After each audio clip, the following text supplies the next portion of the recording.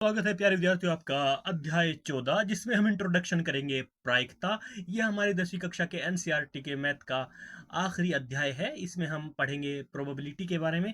Probability बोलते हैं संभावना। संभावना का मतलब होता है किसी घटना के होने या ना होने की जो संभावना होती है वह प्रायिकता कहलाती है।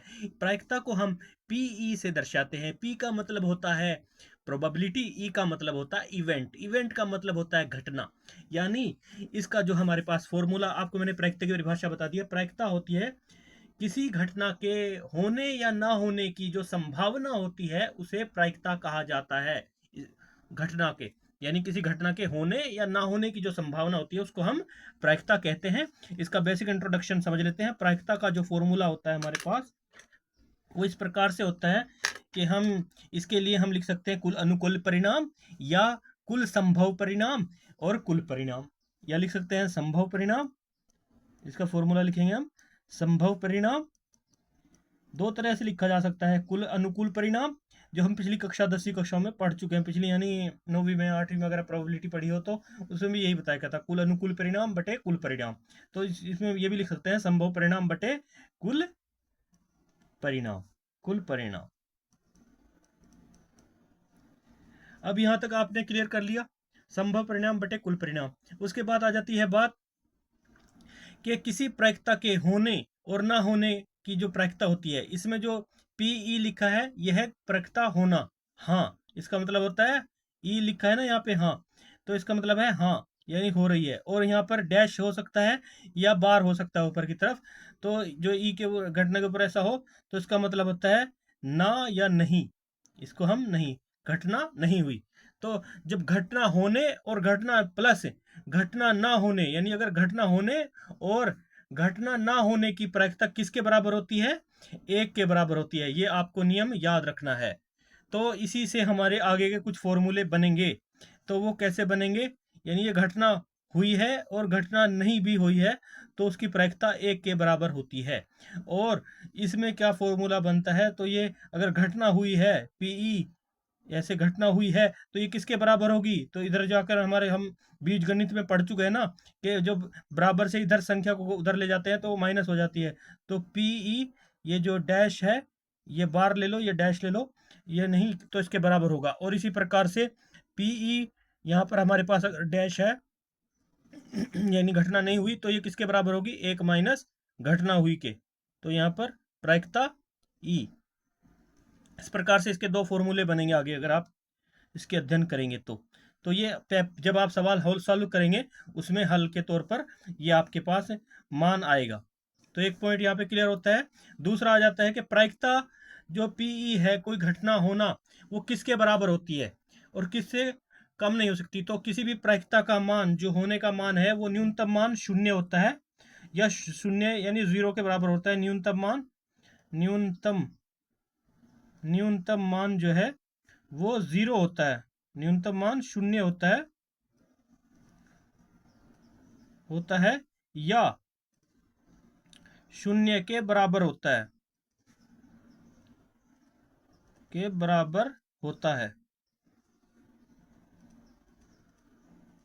तो ये भी नियम है, ये भी आपको याद रखना है कि किसी भी प्रायिकता के होने का जो मान है वो शून्य के बराबर होता है, शून्य होता है या शून्य के बराबर होता है, यानी शून्य से कम नहीं होगा, ऋणात्मक नहीं होगा। और भिन्नात्मक अगर होगा तो उसमें वो मान अगर हम भाग करके देखेंगे, अगर वो जीरो यानी एक से अधिक है तो भी नहीं होगा, एक के बराबर होगा। तो यहाँ पर है किसी भी प्रायिकता का जो मान है, दूसरा पॉइंट जो होता है वो अधिकतम मान जो है, अधिकतम मान जो है प्रायिकता का अधिकतम मान जो है, अधिकतम मान एक होता है, वह एक के बराबर होता है, एक के बराबर होता है। ये भी आपको याद रखना है, एक के बराबर होता है, ये रूल है, बराबर होता है। तो ये दो नियम है आपके, पहला नियम और दूसरा नियम यहाँ से लागू होते हैं। अधिकतम मान एक होगा और एक के बराबर होता है, और न्यूनतम मान शून्य होता है या शून्य के बराबर होता है। यहाँ पे बताया गया ना, प्रायिकता हमेशा यानी या तो प्रायिकता शून्य से बड़ी होगी या शून्य के बराबर होगी। तो जो प्रायिकता का अधिकतम मान होगा वो 1 होगा, और यानी प्रायिकता जो है 1 से छोटी होगी जो भी है, और अधिकतमान 1 ही है इसका कहने का मतलब, और या 1 के बराबर होगी। जब हम सवाल सॉल्व करेंगे उसमें आपको इसका अच्छे से सोल्यूशन करके भी दिखाएंगे। तो जो हमारी इवेंट होती है, मैंने आपको ऑलरेडी बता दिया, प्रायिकता और इवेंट, जो इसमें घटना होती है इसको हम ई से डिनोट करते हैं। इसको क्या कहते हैं? घटना। घटना घटना जो है वो 2 प्रकार की होती है, एक निश्चित घटना और एक अनिश्चित घटना। निश्चित घटना किसे कहते हैं? जैसे कि हमें पता है कि ये घटना निश्चित है, यानी हफ्ते में, एक वीक में, एक सप्ताह में 7 दिन होते हैं। तो सप्ताह में 7 दिन जो हैं, सप्ताह में 7 दिन होते हैं, तो ये घटना कौन सी है? होते हैं, ये निश्चित घटना है। हमें पता है कि भाई सप्ताह हमारी 7 दिन की होती है, ये निश्चित घटना है, एक हफ्ते में 7 दिन ही होंगे। तो ये एक निश्चित घटना है। कौन सी घटना है ये? निश्चित घटना है। हफ्ते में 7 दिन होते हैं, या महीने में 30 दिन या 31 दिन होते हैं, यह भी एक निश्चित घटना है, जो कि बताया गया है। महीनों के ऑलरेडी, और 28 दिन भी हो सकते हैं, 29 दिन भी हो सकते हैं, वो लीप ईयर्स है।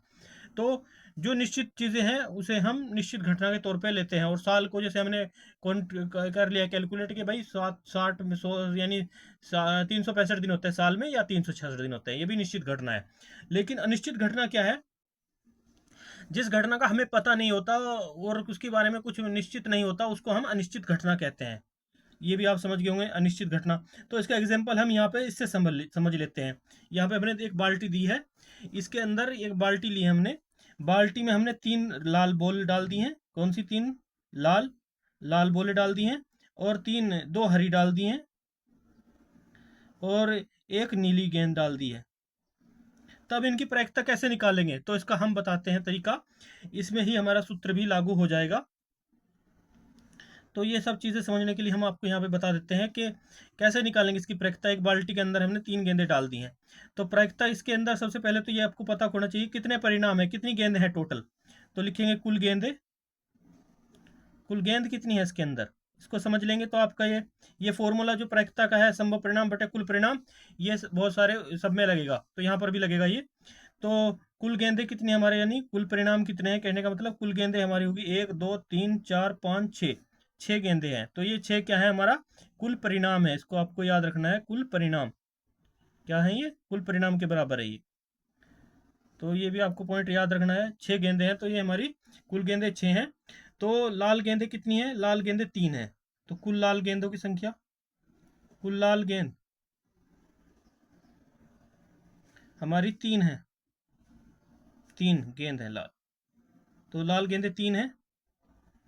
तो इसी प्रकार से लाल गेंद आने की प्रायिकता क्या है? ये अनिश्चित है, पता नहीं है, पर हमें निकालने के लिए जो हमारे पास हमारी जो संभावना होगी, प्रोबेबिलिटी, लाल गेंद अगर हम निकालते हैं यादृच्छा बिना देखे, तो निकालने की प्रायिकता क्या होगी? निकालने की प्रायिकता, प्रायिकता वो बराबर होगी, इसको हम ऐसे लिखेंगे P, प्रायिकता को P से तो हम डिनोट करते ही हैं, सॉरी, यहाँ पर E लिखेंगे, और E1 दिया है ना नाम हमने, तो प्रायिकता E1 लिखेंगे। लाल गेंद होने की प्रायिकता, प्रायिकता E1 ले लिया यहाँ पे, तो इसको काट देंगे हमने, ब्रैकेट वैसे लगा दी थी। तो ये बराबर होगी कुल परिणाम और कुल अनुकूल परिणाम। तो यहाँ पर कुल लाल गेंद है 3, तो ये क्या है? ये है नी इसकी जो, मान लीजिए संभव परिणाम है, ये इसको, ये 3 को जो हम यहाँ पे संभव परिणाम भी समझ सकते हैं। इसको बहुत अच्छे से समझना है प्यारे विद्यार्थियों, क्योंकि ये संभावना भाई 3 बार ही है, तो 3 बार ही आएगी, ये संभव परिणाम है ये 3। तो ये इससे आपका फॉर्मूला क्लियर होता जा रहा है।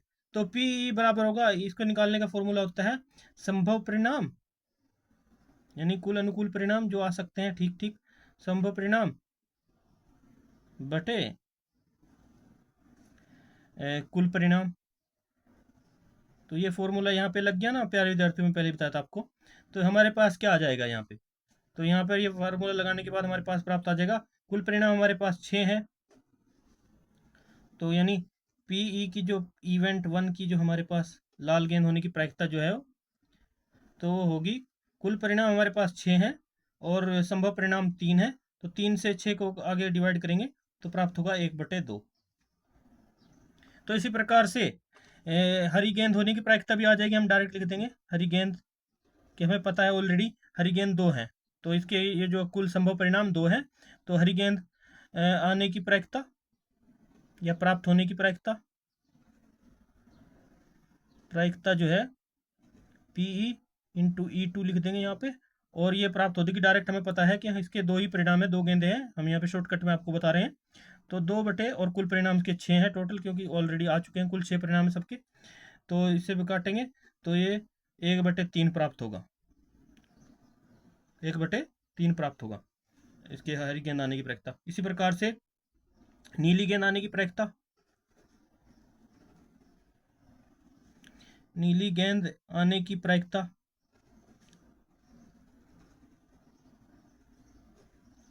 यानी PE3 जो हमने ले रखा है इसमें मान सा, तो ये आएगा इसकी, ये 1 है तो 1/6 हो जाएगा। तो इस प्रकार से हमें सबकी प्रायिकता ज्ञात होगी है। और मैंने एक बात आपको पहले बताई थी फॉर्मूले में, कि जो हमारे पास ये पी और जो भी हैं इन सब की प्रायिकता 1 के बराबर होती है, तो यह यहाँ पर ये भी प्रूफ होगा, जैसे मैंने ऑलरेडी बताया आपको 1 के बराबर होती है, तो ये भी प्रूफ होगा, या तो 1 के बराबर होती है, या 1 से अधिक होती है, या 0 के बराबर होती है कम से कम, या 0 के बराबर होती है। तो मेन चीज़ इसका है, हमेशा अगर हम प्रायिकताओं को जोड़ेंगे तो ये हमारे पास प्राप्त होंगी। तो इस चीज़ को हमें यहाँ पे सॉल्व कर लेना है। तो हम यहाँ पे प्रायिकता को जोड़ के ये फॉर्मूला को सिद्ध करेंगे, PE1 plus PE2 plus PE3 को आपस में जोड़ेंगे तो क्या प्राप्त होगा यहाँ पर, तो 1/2 प्लस 1/3 प्लस 1/6, तो ये प्राप्त हो रहा ना। तो इसमें क्या करेंगे हम, ये हमारे पास संख्या जैसे आ गई है, तो इतना हो रहा है, तो इनका एलसीएम ले लेंगे हम, तो एलसीएम प्राप्त होगा 6, तो 2 से 3 को भाग करेंगे, 2 तिये 6, एलसीएम निकालने पर एलसीएम ले लिया हमने, 2 तिये 6 हो गया, कट गया 6, 3 एकम 3, ऊपर प्लस होगा तो गुणा हो जाएगा, ऊपर का 3 के साथ से गुणा करेंगे, 3 दूनी भाग करेंगे, 3 दूनी 6, 2 से गुणा होगा, 2 एकम 2, और 6 से एलसीएम तो आपको निकालना आता है ना लघुत्तम समावर्तक, तो निकालेंगे, 6 से इसको काटेंगे तो 6 कम 6 कट गया, तो 6 कम 6, 1 से ऊपर गुणा होगा, तो 6 से 6 कटेगा तो 1 आएगा ना, 1 से 1 की गुणा होगी तो 1 आएगा। तो इस प्रकार से इनको ऊपर वालों को जोड़ ले, 3 और 2 5 और 1 6, तो 6/6, तो क्या प्राप्त आई हमारे सबको जोड़ने पर 1, यानी 1 के बराबर प्राप्त हुई। तो इससे प्रूफ हो गया, हमारा फॉर्मूला भी सिद्ध हो गया यहाँ पे। तो इस तरह से प्यारे विद्यार्थियों ये प्रूफ करता है। तो इसके बाद बात कर लेते हैं अगले पार्ट की, सिक्का। सिक्का क्या होता है, ये कोइन होता है जिसको हम पर ऊपर हेड या टेल होता है, देखा होगा आपने, एक को चित बोलते हैं और एक को टेल बोलते हैं, हेड और टेल। तो इसके बारे में हम आपको डिटेल से बता देते हैं, हेड और टेल। तो इसके ही मुख्य 2 ही परिणाम होते हैं किसी संख्या के आने के, या तो अगर उछालेंगे या तो एक बार हेड आएगा या एक बार टेल आएगा, 2 ही परिणाम होते हैं इसके। तो किसी सिक्के को उछालने के 2 परिणाम होते हैं, तो कुल परिणाम कितने होते हैं इसके, तो कुल परिणाम तो आपको पता ही है, किसी सिक्के को उछालने के कुल 2 परिणाम होते हैं, कुल परिणाम 2। और संभावना कितने की होती है, संभव परिणाम क्या है, टेल आने का या चित आने का, इसको बोलते हैं चित, हेड को, और इसमें इंग्लिश में इसको हेड बोलते हैं, इसको टेल्स बोलते हैं, यानी हेड HAD हेड, इसको टेल्स, तो टेल्स, तो इनकी टेल्स को इसको बोलते हैं पट। तो चित या पट आने का एक एक परिणाम है, तो हेड आने का परिणाम कितना है, चित आने का परिणाम लिख सकते हैं, चित आने का परिणाम, तो कुल अनुकूल परिणाम इसका 1 है, कुल परिणाम आने की संभावना जो है, संभव परिणाम आने परिणाम या संभव परिणाम, इसको हम संभव परिणाम भी लिख सकते हैं, चित आने का संभव परिणाम, संभव परिणाम क्योंकि एक ही चित है तो एक ही बार आएगा ना संभव परिणाम। तो कुल परिणाम 2 हैं, तो इसलिए चित आने की प्रायिकता का फॉर्मूला क्या सूत्र लगने के बाद क्या हो जाएगा, चित आने की या प्राप्त होने की प्रायिकता, चित आने की प्रायिकता क्या प्राप्त होगी हमें, तो हमारे पास फॉर्मूला क्या है, संभव परिणाम बटे कुल परिणाम, ये फॉर्मूला लगाकर लिख देंगे, संभव परिणाम जो है हमारे पास वो कितने हैं, संभव परिणाम 1 है बराबर, और कुल परिणाम कितने हैं 2 हैं बटे में 2, तो 1/2 हमारे पास प्राप्त होगी इसकी प्रायिकता। इसी प्रकार से पट आने की प्रायिकता भी यही है, तो पट आने की प्रायिकता यानी टेल्स आने की प्रायिकता, तो इसके लिए भी पट कितने बार आ सकता है, एक ही बार आ सकता है, तो इसके आने की संभावना सिर्फ एक है, और प्रायिकता के हिसाब से इसका भी यही परिणाम होगा 1/2, यानी संभव परिणाम बटे कुल परिणाम। तो इस प्रकार से आप समझ गए होंगे प्यारे विद्यार्थियों, जब एक सिक्का उछाला जाता है तो उसके दो ही परिणाम होते हैं, या तो चित आएगा या पट आएगा, आने की संभावना यही है। तो इसकी प्रायिकता निकालने का फॉर्मूला यही है 1/2। यह भी एक अनिश्चित घटना है, निश्चित नहीं है, पर आएगा एक ही चीज, पट या इसीलिए तो निश्चित और अनिश्चित घटना को जोड़कर जो है मान जो है वो एक के बराबर होता है। कुछ ना कुछ आएगा तो एक ही आएगा, चाहे वो चित आए चाहे पट आए, लेकिन यहाँ पर कुल परिणाम दो है और आने की संभावना का परिणाम सिर्फ एक ही है, चाहे वो चित आए चाहे पट आए। तो आप समझ गए होंगे प्यारे विद्यार्थियों सिक्के के बारे में। सिक्के के बारे में भी आपसे सवाल पूछा जा सकता है, ये भी मोस्ट इंपॉर्टेंट है, इसके बारे में पूछा जा सकता है कि हेड आएगा या टेल आएगा, कितने दो सिक्के उछाल सकता है, चार सिक्के उछाल सकता है, तीन सिक्के उछाल सकता है, ऐसे करके पूछ सकता है। तो उनके परिणामों को आपको समझना होगा। अगर एक सिक्का उछाला जाता है, एक सिक्का उछाला जाता है तो उसके दो परिणाम होते हैं।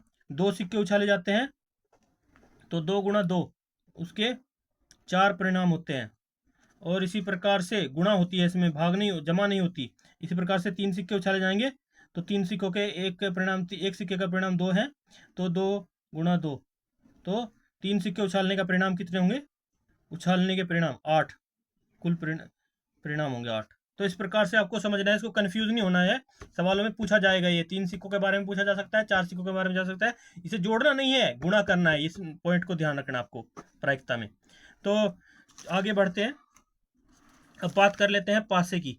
तो ये होता है पासा। पासा आपने देखा होगा ना, जो हम लूडो खेलते हैं उसमें भी डालते हैं, उसके अंदर यहाँ पर कुछ निशान बने होते हैं, यहाँ पर 6 निशान होते हैं, ऐसे करके ऐसे करके ऐसे करके 6 के 6 पॉइंट दिए होते हैं, कहीं पर 3 दिए होते हैं और कहीं पर 3 निशान होते हैं, कहीं पे 4 होते हैं, तो इस प्रकार से कहीं पर 2 होते हैं, तो इसके इस तरह से इसको बनाया होता है।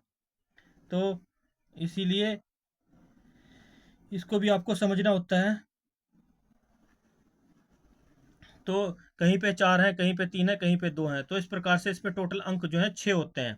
तो पासे पर कुल परिणाम कितने होते हैं, पासे पर संख्याएं कितनी होती है, हमें सबसे पहले इस चीज़ को ध्यान करना है।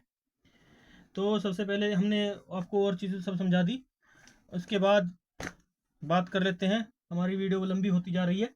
तो सिक्का उछालने पर तो आपको परिणाम बता दिए हैं, उसके बाद पासे पर जो हमारे पास परिणाम होते हैं, कुल संख्याएं कितनी आ सकती है हमारे पास पासे पर, 1 2 3 4 5 और एक 6, 6 संख्याएं आ सकती हैं। ये मैं ऑलरेडी आपको दिखा चुका हूँ, पासे पर 6 संख्याएं हो सकती हैं, टोटल 6 संख्याएं, कहीं पर 2 कहीं पर 3, लेकिन अगर उनकी हम क्वांटिटी देखें तो वो 6 ही दिखाएगा।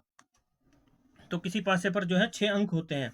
तो किसी भी उसके में संख्या आने की प्रायिकता क्या क्या हो सकती है, तो इसमें कौन कौन सी संख्या हो सकती है हमारे पास, तो इसको भी हम डिटेल से समझ लेते हैं। तो किसी पासे पर 6 अंक है, तो इसमें जो संख्याएं बनेंगी हमारी, सबसे पहले लिख लेंगे सम संख्या। आपने बचपन में पढ़ा होगा, सम यानी दूसरी तीसरी चौथी क्लास में, पाँचवीं छठी क्लास में सम संख्या के बारे में बताया जाता है।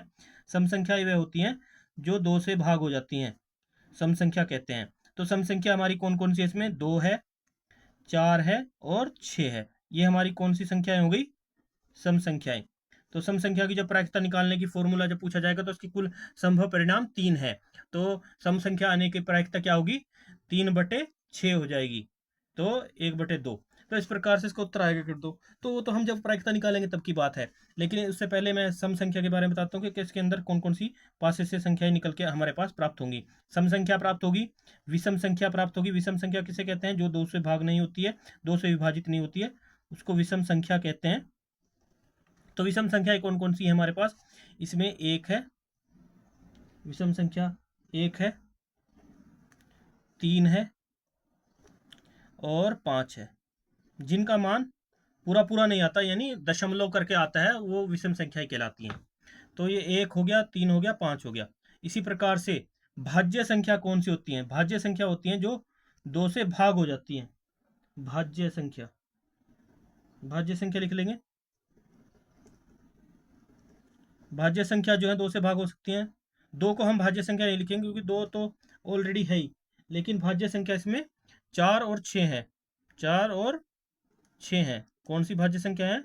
4 और 6। इसी प्रकार से अभाज्य संख्या कौन सी है? यानी भाज्य संख्या उनको कहा जाता है जो जो पूरी पूरी भाग हो। दो एकम दो, दो भी होती है लेकिन दो को हम भाज्य संख्या नहीं लिखते, इसलिए इसमें हम 4 और 6 को लिखते हैं भाज्य संख्या, जो दो से भाग करनी होती है। इसके प्रकार अभाज्य संख्या कौन सी होती है? अभाज्य संख्या, अभाज्य संख्या जो होती है जो दो से भाग नहीं होती, इसमें अभाज्य संख्या होगी आपकी, अभाज्य संख्या आपकी होगी 2, 3 और 5। ये अभाज्य संख्या है। तो प्यारे विद्यार्थियों, सॉरी, यहाँ पर दो जो है भाज्य संख्या होती है, दो को हम भाज्य संख्या लिखेंगे क्योंकि दो से दो भाग होता है।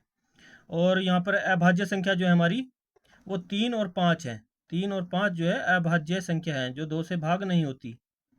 तो इस प्रकार से इसमें एक रूल आपको ध्यान और रखना है कि जो एक होता है, जो एक संख्या होती है, एक संख्या जो है ना वो भाज्य होती है, ना वो भाज्य होती है और ना ही अभाज्य होती है। इसलिए एक को आपको ये नियम याद रखना है, एक संख्या जो होती है, संख्या एक जो है ना तो भाज्य होती है और ना ही अभाज्य होती है। ये आपको नियम याद रखना है। तो इसके बाद यहाँ पर पासे को भी आपने समझ लिया। तो यहाँ तक हमारी वीडियो के बारे में हमने आपको ऑलरेडी बता दिया इन चीज़ों के। तो इसके बाद आगे बढ़ते हैं। ताश की गड्डी की बात कर लेते हैं। यहाँ पर ताश की गड्डी, ताश की गड्डी में जो है हमारे 52 पत्ते होते हैं। काली लाल जो है 52 पत्तों में कुछ काले रंग के पत्ते होते हैं, 26 काले होते हैं, 26 लाल होते हैं। और इसमें काली के भी, काली जो गड्डी होती है इसके भी दो पत्ते होते हैं, इसको चिड़ी और हुकुम बोलते हैं। ये 13-13 पत्ते होते हैं, काले रंग के होते हैं। इसी प्रकार लाल रंग के पत्ते ईंट और पान होते हैं, ये भी 13-13 होते हैं। टोटल 52 पत्ते होते हैं। उसको इंग्लिश में क्लब्स बोलते हैं, चिड़ी बोलते हैं या चीड़ बोलते हैं। यानी 4 कैटेगरी में बांटा होता है, चीड़, हुकुम, ईंट, पान। यानी क्लब्स बोलते हैं इंग्लिश में, स्पैड्स बोलते हैं हुकुम हुकुम को, और डायमंड बोलते हैं ईंट को, और हार्ट्स बोलते हैं पान को। तो इक्का जो है, इक्के भी 4 होते हैं। और चित्त वाले पत्ते जो, चेहरे वाले पत्ते जो है, इक्का, दुक्की, तिक्की, चौकी, पंजी, छठी, सत्ती, अट्ठी, इसको नेहला भी बोलते हैं, इसको देहला भी बोलते हैं, नवी, दसी भी कह सकते हैं। और जैक, क्वीन, किंग, इसको बादशाह, किंग को बादशाह बोलते हैं, और क्वीन को बेगम, गुलाम। तो ये जो है चित्र वाले पत्ते होते हैं। चाहे वो इक्का जो है, इक्के भी 4 होंगे, यानी चीड़ के इक्के 4 होंगे, इसके भी चीड़ के भी इक्के 4 होंगे, इसके भी 4 होते हैं चिड़ी के। और हुक्म के भी इक्के 4 होते हैं, और ईंट के भी इक्के 4 होते हैं, और पान के भी इक्के 4 होते हैं। तो सबके 4-4 इक्के होते हैं।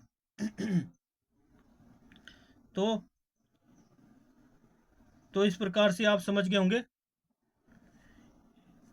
तो सबके अपने अपने इक्के होते हैं। तो दुक्की के भी 4 पत्ते होते हैं, नहीं, टोटल इक्के 4 होते हैं, सॉरी।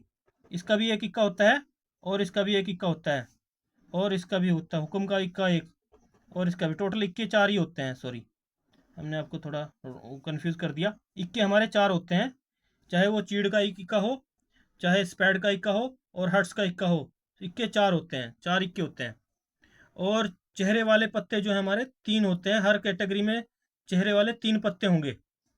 जो कैटेगरी हमने आपको ऑलरेडी बता दी है, ये चारों की कैटेगरी होती है, चीड़, हुकुम, ईंट और पान के हिसाब से चलती है। तो हर कैटेगरी में चेहरे वाले पत्ते 3 होंगे। तो पूरी गड्डी में 4 कैटेगरी होती हैं। मैंने ऑलरेडी आपको बता दी है, चीड़ की कैटेगरी होती है, हुकुम की कैटेगरी होती है, और ईंट की कैटेगरी होती है, और पान की कैटेगरी होती है। तो इक्के वाले पत्ते टोटल 4 होंगे। मैं ऑलरेडी आपको दिखा चुका हूँ, इक्के वाले 4 होंगे, कैटेगरी में एक एक इक्का होता है, तो 4 होंगे। तो टोटल चेहरे वाले पत्ते 12 होंगे।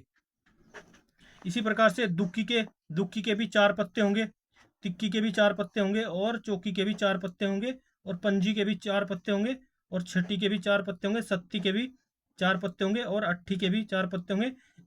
नेहला के भी 4 पत्ते होंगे, नेहला, दहला, यानी 90वीं और 10वीं, इनके भी 4-4 पत्ते होते हैं। तो इस प्रकार से आप समझ गए होंगे कि किस प्रकार से हमें सॉल्व करना है सवालों को। तो इसमें मैं आपको ऑलरेडी बता चुका हूँ। इक्का, बेगम, बादशाह, सिर्फ ये चेहरे वाले पत्ते होते हैं 3-3। तो इस प्रकार से आप समझ गए होंगे प्यारे विद्यार्थियों। मिलते हैं नेक्स्ट वीडियो में, तब तक के लिए बाय बाय, जय हिंद।